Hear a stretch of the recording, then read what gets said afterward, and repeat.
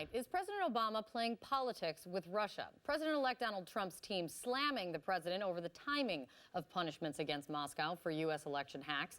It's just the latest chapter, though, in the very rocky relationship between Obama and Trump.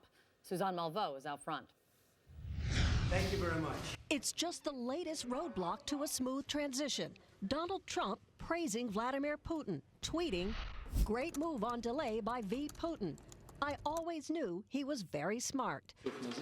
Trump applauding Putin's remarkable move to wait for Trump to take office before responding to President Obama's decision to expel Russian diplomats and new sanctions.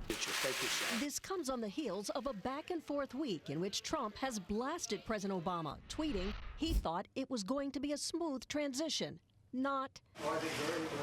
To Trump saying it was going smoothly. I just want to thank everybody. Now the president-elect and his team characterizing the current White House's showdown with Russia as politically motivated. Even those who are sympathetic to President Obama on most issues are saying that part of the reason he did this today was to, quote, box in President-elect Trump. That would be very unfortunate if that were if politics were the motivating factor here. Trump's team continuing to dismiss the U.S. intelligence assessment on Russian cyber attacks. We've been talking about this for a while. I think that, all we heard all through the election was Russia, Russia, Russia. Whenever it came to anything Donald Trump said or did, it seemed most days. And now, since the election, it's just this fever pitch of accusations and insinuations. These are amazing people. Trump says he'll meet with leaders of the intelligence community next week for a briefing on the hacking matter. But Trump supporter, former New York Mayor Rudy Giuliani, suggesting the president-elect not bother.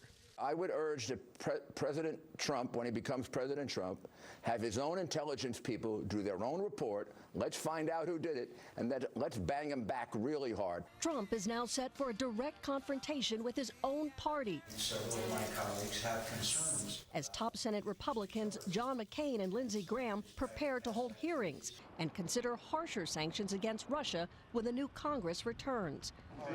But Trump's incoming chief of staff, Reince Priebus, warns the American people may not have the appetite for another conflict. They may be privy to information that we don't know, but I also know that we're not interested in going to war all over the world either.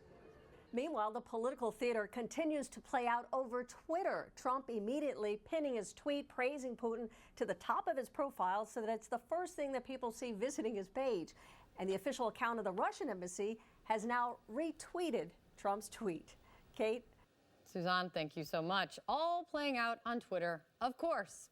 Out front now, former Republican Senator and Republican presidential candidate Rick Santorum and the former Democratic mayor of Philadelphia, Michael Nutter. Gentlemen, it is wonderful to see you. I can't think of a better way to spend my Friday. So, Senator, first to you. With that, now the attack begins. Harder, Kate. The Trump transition says it thinks that the president took these steps to box in the president-elect. Some even think it goes a step further. Let me play for you right now, Senator, Republican Congressman Trent Franks and what he said today. I am completely convinced that Barack Obama's primary motivation is to try to delegitimize the election. Senator, do you agree with Trent Franks? Oh, I think that that's certainly one of the motives that the president is using. Look, the idea that you wait until a few weeks before your presidency ends to handle a problem that has been an ongoing and serious one for the security of our country, where the president has not responded at all. I mean, he has been completely feckless in dealing with Russia on a variety of fronts, and not the least of which on the cyber side. To wait till after the election and use. Everyone talks about a hack. Well, some of this wasn't even a hack. I mean, it was a basic a phishing expedition where one of the DNC officials gave a password. I mean, that's not a hack. That's just criminal activity that maybe Russia or maybe somebody else took advantage of. But the idea that that particular event or these series of events trumps everything that occurred for 8 years, where Russia has been constantly going after us, attacking us, using cyber warfare. And for us not to respond to that and to respond to this is clearly political and not one that I think is going to go down as a bright spot for the Obama presidency. Mayor, what do you say to that? Senator, nice being on with you. You're just absolutely wrong. You know that President Obama is taking these actions, A, because he's actually the president of the United States of America. Mr. Trump is not yet.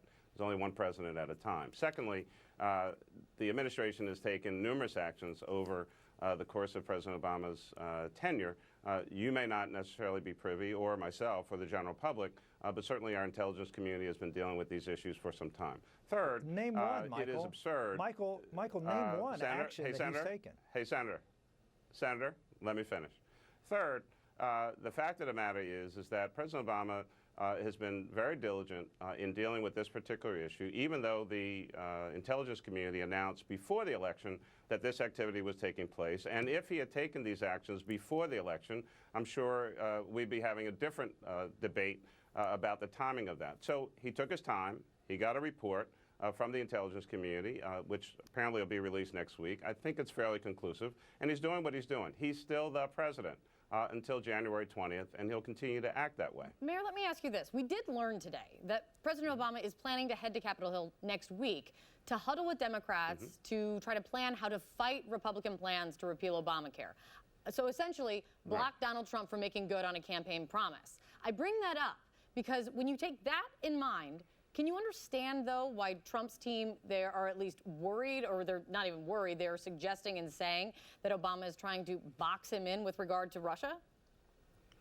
Well, you know, unfortunately, this is some of the whining that goes on in, you know, the transition of power. But when you brag that you're going to try to remove one of the most important pieces of legislation in modern times, putting 20+ million people who did not have health care into a health care system, you could imagine, anyone could see that the president is going to try to keep the Affordable Care Act, Obamacare, if you will, in place. And so that cannot be a surprise. You know, this time last year, I was on my way out of office, and there are still things to be done. There's still work to be done, and sometimes people get upset about that. But you took an oath. You serve until the last day, and you do the things that you think are right.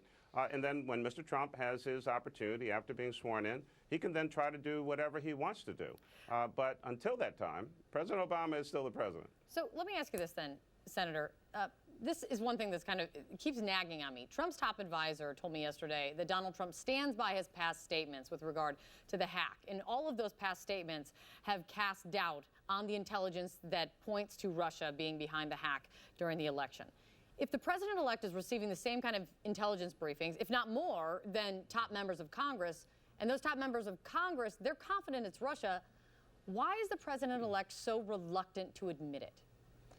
Well, first off, who did the actual hacking? Or in the case I mentioned before, it wasn't a hack. It was voluntarily a password was given. Right, but it's still a hack really because they use the password to then hack into your system. No, it's still criminal, as you pointed out. No, it's clearly criminal activity. But as most people who are skilled in cybersecurity know, that these state actors are not the ones doing the hacking. There's lots of individuals out there doing that, and then they sell this information out on the dark web and other places. And could the Russians have purchased this or co-opted this? Republicans and Barack Obama, these things, this was directed from the very top levels of the Russian government.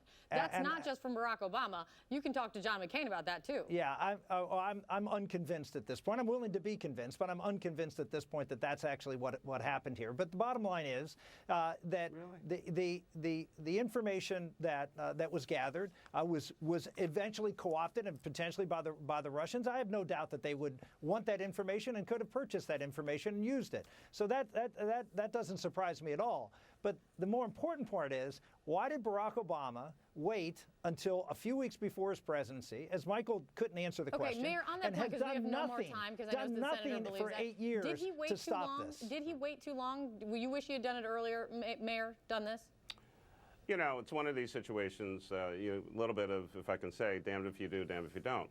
The president waited until he had clear, solid evidence. That's what the FBI and Homeland Security and the National Intelligence Director have all said. And then, as news reports have accounted, he spent some time with his team. There are a lot of debates going on back and forth, what to do, how to do it, when to do it. You know, it's interesting that all folks want to hang their hat on is the timing.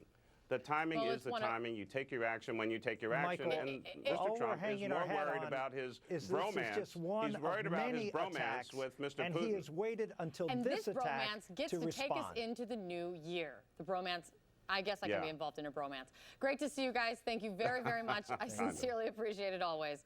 Out front Thank for us you. next, a performer invited to sing at Trump's inauguration could have simply opted out. Instead, she's protesting in a very public way. Why? Plus, a top Republican